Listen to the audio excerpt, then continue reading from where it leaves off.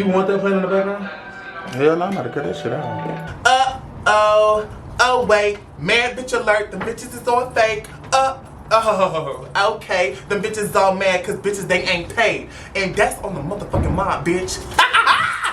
Sometimes at the start, you can feel all by yourself. But I have a partner, but I can't turn no one else. So don't isolate yourself when there's nobody around. I'll be there to think of them. So Shay, what does your pussy sit in your pants like? A fucking grapefruit is real fat and succulent. It vibrates a little bit when you touch it. What a true love we are. Can't nobody break this bond. Just now we have a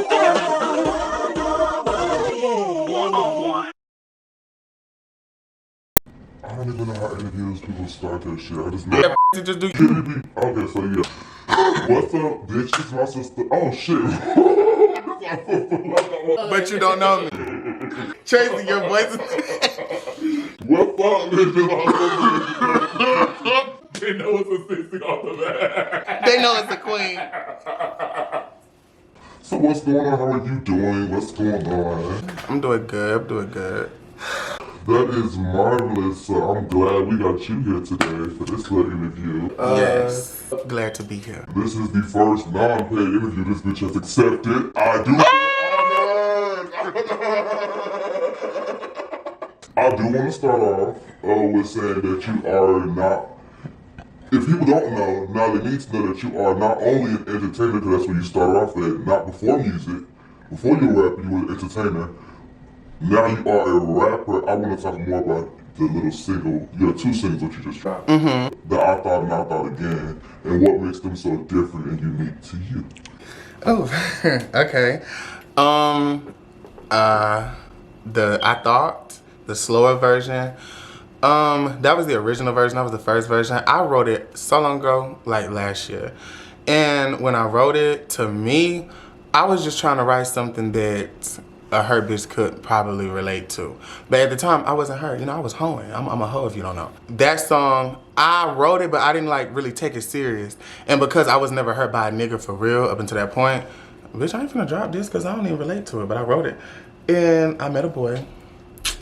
And yeah, that's the reason why it got put out, because I finally had a reason. I listened back to my own lyrics like, oh shit. Like, I can relate to this now. The fast version was because I didn't like the slow version. When I listened to the slow version, I was just like, this ain't what people gonna listen to. Speed it up. And I still didn't like the sped up version. But then I played a snippet on live. I played a snippet of both of them because I was like, I'm never gonna drop these. They was like, drop them. And now they have 2 songs. Icon. That's why I put it out. Because they wanted it. They was never gonna hear them. Go stream them though. It's my songs. Yes, definitely go stream I Thought and I Thought again, because you always gotta think again on a person. You always gotta second value. If you always go with your first thought on a person, you can misjudge it, because sometimes you can be thinking with your heart and not the factual purpose of a person. I feel like it may sound bad, but you know how they say everybody in the world is meant to be used in a certain way, not really to use, but to take it and grow with You it. preaching, you're an interviewer. Oh shit, look at me. I will get to it, give it my meaning. Oh yeah. I wasn't gonna interrupt you because what you were saying was right, but damn, this is a ghetto. I'm leaving all this in there. If you could you talk about the importance of manifesting things what you want? Like, what are some things? Like, what are 2 things that you manifested, what you see you have now that 5 years ago you would have manifested today? Oh, you asking questions. 5 years ago, how old was I? I'm 22 now. 17?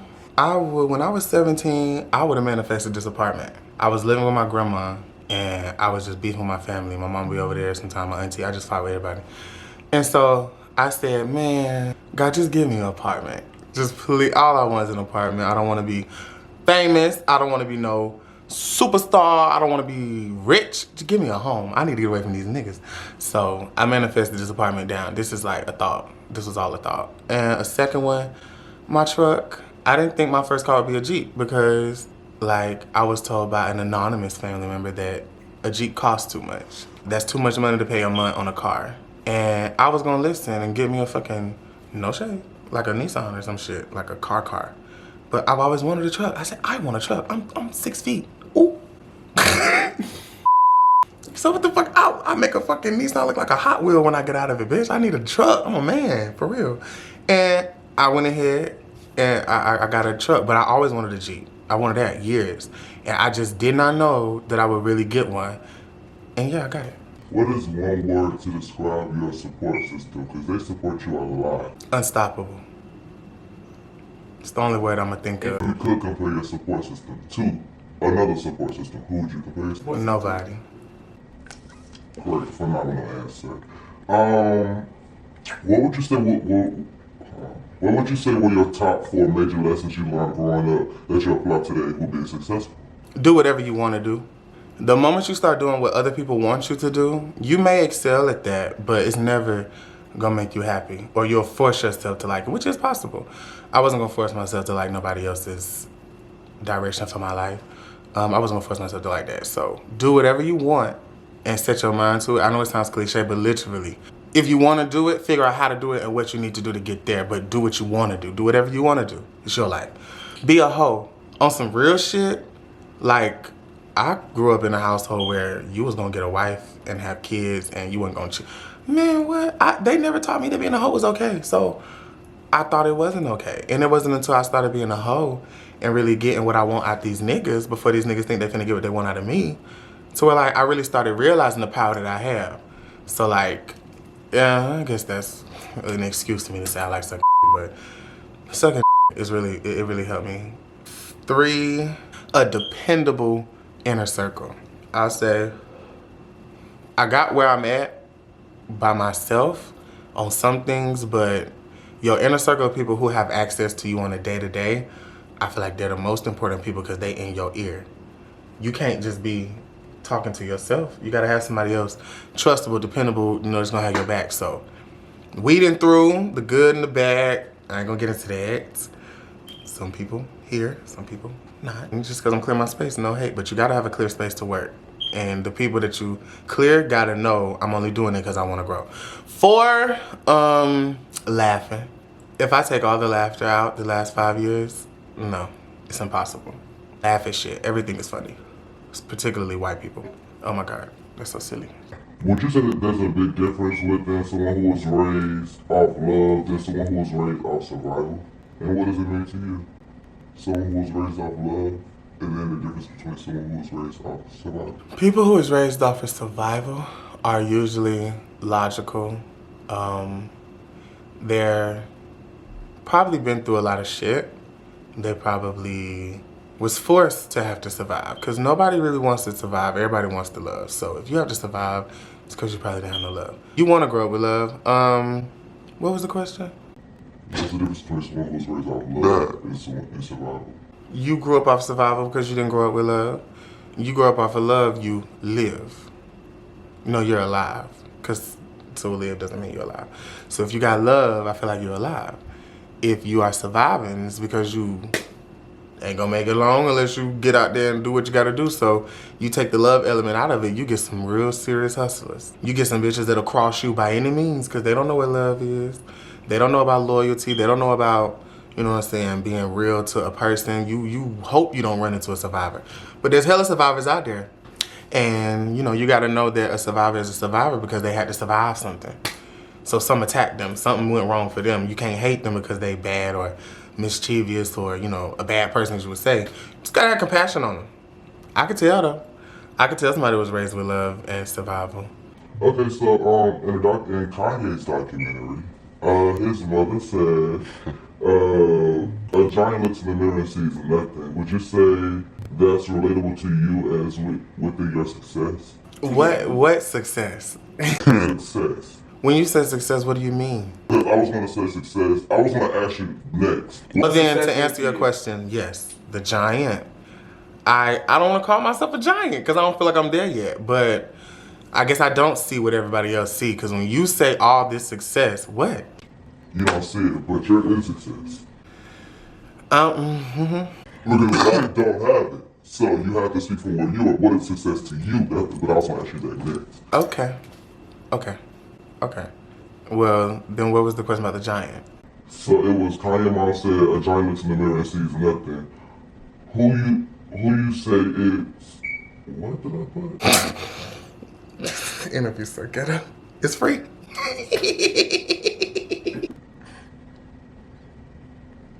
I don't know what the fuck that meant, but I had a great meeting. My heart was in the right place. Just know it. Just know it. Well, I guess, do I see myself as a giant that don't see what other people see? Yeah. Yes and no, because I see some when I look in the mirror. She said a giant sees nothing. I see some. I see something now, but the degree of what it is I see in the mirror versus what somebody else sees looking at me, yeah, I know that's different because, I don't know. I just feel like I got a mission and I know my mission and I'm far from it. But I'm on the right path. Like, not really. But I mean, if that's the case, I feel Like, like, you see every day when you go to the I feel like everybody, huh? when you go to the mall and people jump on you and you're not really realizing it. Yeah. So that's really like the text that you would take it as in like I don't really see, you know, I do it because I like it. So it's not really like it's work for me. So the work I put in is not really like I'm sick, it's just like I'm doing it. Not because I have to, because I want to. And what I'm getting back out of it is these responses when I see people in the mall and I go places and they notice me and I don't know them. And it's like it's still a shock to you because every time somebody notices you, you don't know them, it's still a shock because you could never just be, oh, what's up? If you act too cool within it, it's like somebody saying, you're a bitch, you're too nonchalant, you just too good, like you just too confident. Well, I mean, you ramble a lot. Then with that being said, I'll say that isn't that same for everybody because you don't, like, people see you. Everybody sees what other people see about them. You're the only person that see yourself. So technically, everybody is a giant. And everybody should see something though when they look in the mirror. And no one is going to see what you see because you see it. Okay, a lot of people don't know that. A lot of people know that you the princess of Atlanta. But what they don't know is you have family in Alabama. So could you talk about what was it like growing up in Alabama for you? Ooh, a slave state. They gonna get me. My cousins is gonna get me and all my Alabama supporters. Alabama is a state, man, when I turned 16 and they told me I don't gotta go back no more. I ain't been back since. That state, I can't speak for everybody, but my family, man, going to Alabama for the summers growing up, every summer, we lived in Georgia. Like, we was near Atlanta. So we near a big city. We don't see farms and cows and having to do manual work. Nigga, we go to school and come home and play in the neighborhood. I went to Alabama and found out teenagers are cleaning out sheds. I found out boys are cutting fields with push lawnmowers. Like, oh, they is working the fuck out of them boys out there. And all they saw when they saw me when I came was just another black hand. He can help. Sign me up for everything. My auntie was a realtor. We painting houses. We washing baseboards. We cutting grass. We cutting hedges and shit. Like, oh my God, Alabama was just work. It was all work and a little bit of play. And the play was going to the pool with my cousin. Now, them boys in Alabama was fine. Girl, we used to go to the pool after a whole long day of working in the summer. Because a work day in Alabama, first of all, my type of family, you're not going to sleep too long. If you're in the bed at 8, 9 a.m., you probably going to get woke up with a belt. Because, like, men don't sleep all day. That's what you raised. Men do not sleep all day. They woke you up early, and there was always breakfast. My grandma, she gonna have, oh my God, you gonna wake up not knowing what you got planned for the day.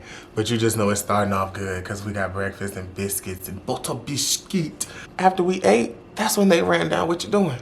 So you going to Birmingham today, we got some houses out there, we gotta do and be working all day. The sun go down about 7 o'clock. And that's when we go to the pool. And the whole neighborhood out there is in the pool. We went back to Tuscaloosa. So yeah, going to Alabama, man.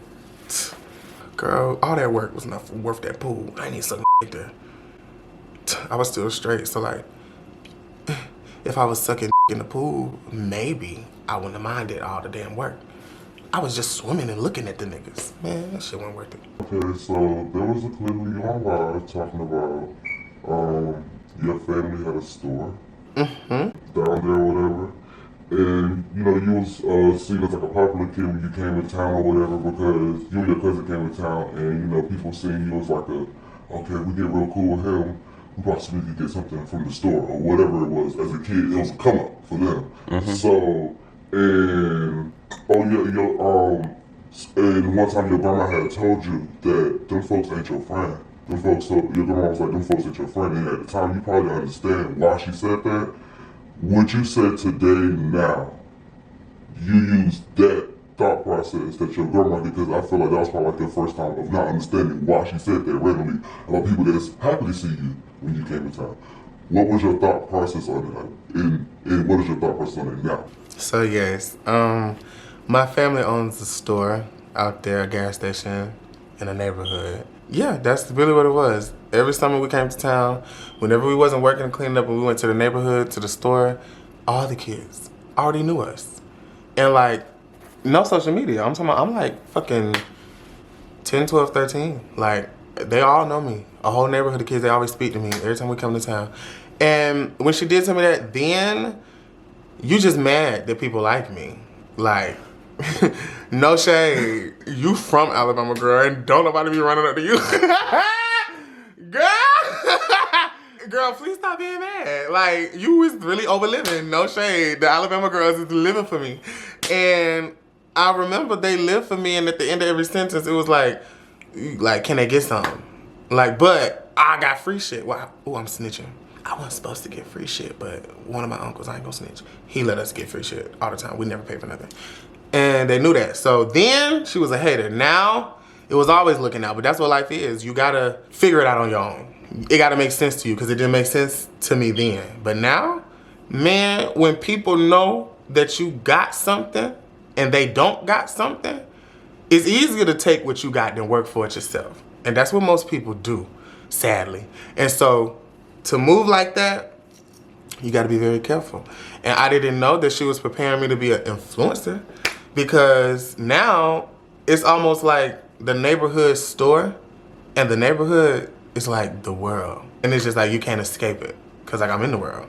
So like, yeah. But because I know now why she said that, I know how to navigate through the world, because I navigate through the world like I navigate through the neighborhood. But my family now is like, you know what I'm saying, my friend group, in my inner circle. So I'm gonna trust y'all. And yeah. And I got to a point where I realized it though as a kid. It took 2 summers. Summer 3, y'all bitches only one. And I stopped. And I remember I slowed down on playing with them kids in that neighborhood. I still kept a few because they like my personality. I play basketball with the boys, but. Alright, so a lot of people did know that you actually started off on what, Periscope? Yes. Periscope was where everything Yes. skyrocketed. What it was, millions on millions over there? Yeah. 22 million. So Before you started Periscope, what were some of the things that you was interested in that you still interested in today? History. I watch documentaries. I don't watch TV. I hate it. TV is just so pointless. Like, I really educate myself. So I watch documentaries. I've been interested in history. Before Periscope, I was a class clown. School was really where I flourished because I was around people. And yeah, school and outside playing with you, nigga. That's really what it was. What did you say to me? Oh shit, they know it's you by now, bitch. Fuck me. The fuck? Shit, they ain't y'all that slow? Who interviewing me? Tracy. But before social media, yeah, school. I came alive at school before I moved to Covington, because that's where I met white people for the first time. But school was fun. I was really big into going, because I just like talking to people. I'm funny. I hung out, I made friends very easily. People laughed at everything I said, and I was not trying to be funny. That's what was funny. Yeah, playing out, just socializing. A life in social ability is a life for me, because I've always been just so easy. That's the easiest thing to do. Yeah, before Periscope, that lunch table, if you had Shay's lunch, that table was iconic. Man, we could do, because I was freestyling. I've been rapping. I was rapping before the internet, because I was freestyling in school. In class. I said one bar one time I remember. It was about a fireplace. I rhymed space because the nigga was getting too close to me. And I said something about space. And I said something talking, breath hotter than a fireplace. Man, the whole class, at least 5 minutes of uncontrollable. Oh! It was in 7th grade. That was a reading. And Miss O'Neal. Miss O'Neal, every day, middle girl, if you know, you know. It's at 25 minutes, 26 minutes. Well, I have one more question and I'm done. All right, so a lot of folks don't know that after Periscope, you went to college. A lot of folks do know that. And a little while after being in college, you stopped. And did you ever feel like because you stopped going to college that this had to work because that didn't work and you wasn't going to do that, so you had to make this work because you didn't want to work a job? Was it that you didn't want to work a job, or was it that this was just really going for you? Like, this is what was really working, pushing through? Why don't you resort to a job like after college? You came home and you was really like on the internet. You never really like, because you know China fell off. Chasey. Chasey. Oh, I wasn't sure to McDonald's. Yes, she did. To even mention her, cause I did it, so I understand her. I don't even want to make this about her, but no, that's a question. I'm gonna say that because she was an influence on you, whether you know it or not. You still gotta give her 10s. Give her 10s and 1. Give her 10s and 1. China, I will say, well, to answer your question, it wasn't. Okay. It wasn't that I hoped that it worked. It was going to work. It wasn't like oh no, I'm leaving college. And I left school. I could have stayed there. I could have asked for the financial aid when they gave me my bill. I looked at the amount of money that I would owe that school. And then I sat back and realized, what am I learning every day? And I know I'm going to have a life in entertainment. Why am I learning about Homo sapiens? Why am I learning about fucking different? Because you still got to take general education classes when you go to college. You don't go to college and just pick all your classes, but you're paying for school now. No, they still gonna give you your general ed. So I'm just sitting like so much time wasted. Man, I don't have to be here.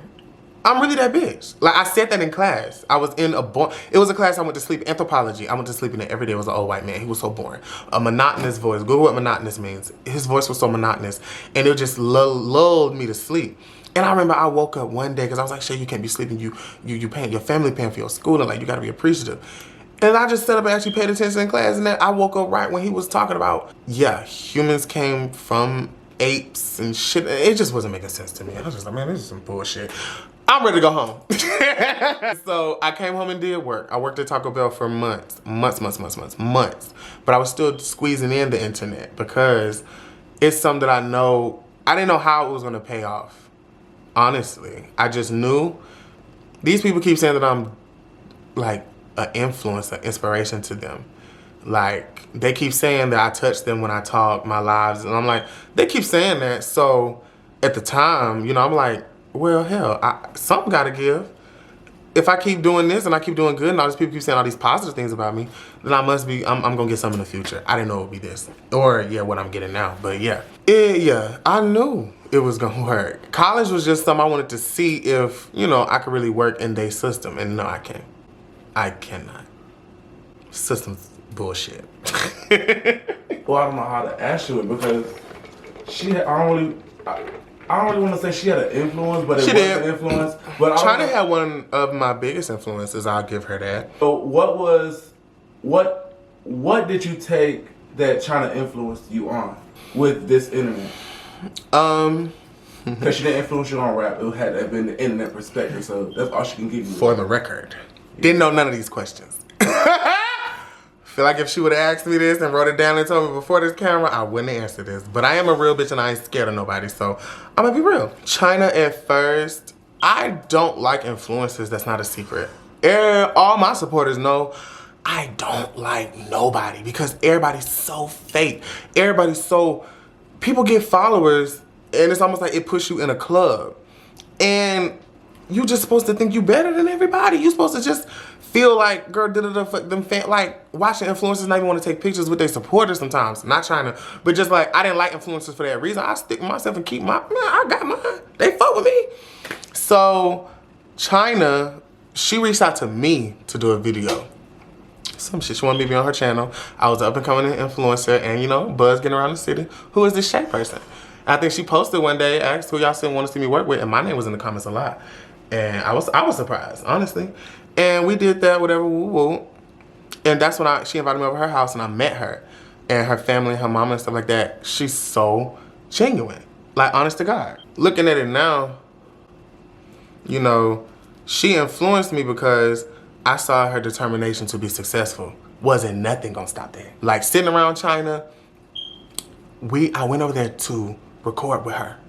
Do you understand the video was up when I got home? Like, I had left her and went to go do a couple other things. I didn't get home for like 4 hours. But the video was uploaded that same night. Because I'm a YouTuber, I know what happens when you cut off a camera from a video. There's a whole process that she did all of that. Like, that girl was on it. She's always been on it. She always been on her business. If she ain't always chose the right words to say and look like a dumbass on the internet, she a little girl still. She's still a little girl. She's still a little girl. I don't care how much money she got. She's still a little pretty ass little black girl. And, you know, we had our follow-up or whatever. Woo woo. I ain't gonna get into that. But, you know, we distanced ourselves. But I've always respected the fact that out of all the Instagrammers, if you look at the Instagram timeline, them 2015, 2016, 2017 Instagrammers, when Instagram was juking, China is like the most followed girl of all of them bitches from that era. And she has stayed consistent. She lost her page I don't know how many times. She worked at McDonald's. She humbly worked at McDonald's. I worked at Taco Bell. We all got followers. You too good to work at fast food? And I feel like that was a learning period in her life, and I feel like she'll probably say that. She realized I can't depend on this full time. I gotta see what it's like to be in the real world. And like, God blessed her back and gave her account back and more success and more business ventures. I think I ain't been following her. This is just off of spirit moving me. If that's what she's doing, I have not been watching her page. I don't know what she's doing, but she probably doing good in life right now. I hope for her. But yeah, she influenced me because I'm always gonna be about my business. Now, and y'all about to see that. This video went up tonight. That was all the questions I have for you. I did enjoy interviewing you. This was my first time ever being a spokesperson, a voice in audio. It had to be me for your first interview. Somebody else would have walked out. She's scared. And you wouldn't have cared. Look, bye. Bye. Bye. Bye. Remember to love yourself and be yourself. Still posting the 3-minute clip. God, subscribe.